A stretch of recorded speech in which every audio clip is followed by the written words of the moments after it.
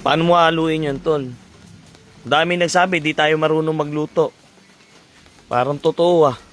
Kumukulo na po eh. Ang problema, paano haluin, tol? Kumukulo na oh.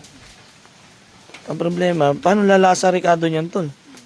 Nasa ibabaw, hindi naman mahalo. Pag hinalo mo naman, baka matapon. Sino ba naman kasi nakaisip na ganyan ang pagluluto? Parang hindi tama ah. Parang hindi tatama yung luto ah. Maluto kaya to, ayan na. Ayun na, ayan na.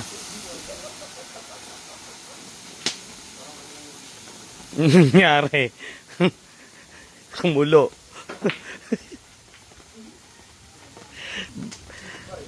Bakit ano? Wala naman tayo nilagay ng mantika.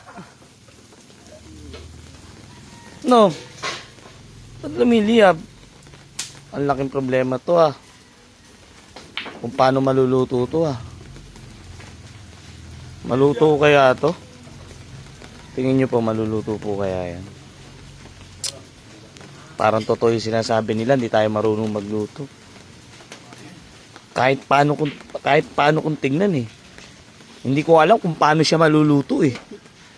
Parang imposible talaga maluto yung super legendary adobo natin eh. Hindi ko rin alam kung saan ko sisimulan yung pag-ano eh. Paghalo?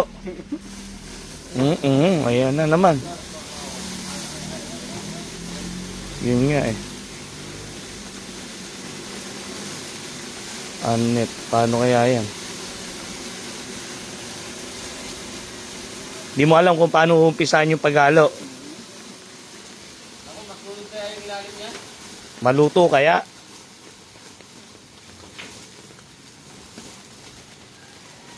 Maluluto yan? Maluluto yan. Tingin nyo po maluluto yan? Naniniwala ba kayo doon na hindi kami marunong magluto? Yung nga, karami oh. Lakas ng loob namin magluto ng ganyan. Tapos di maluluto. Maluluto yan. Madali lang yan. Makataspe. Maya-maya yan. Iniisip ko talaga kung paano eh. Paano maluluto?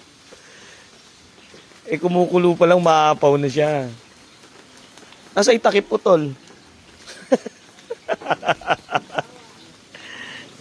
Maluluto po yan. Huwag kayong mag-alala. Pakikita po namin sa inyo na kaya namin lutuin yan na ganyan yung itsura niya. Hindi lang basta maluluto, masarap pa. Kami pa.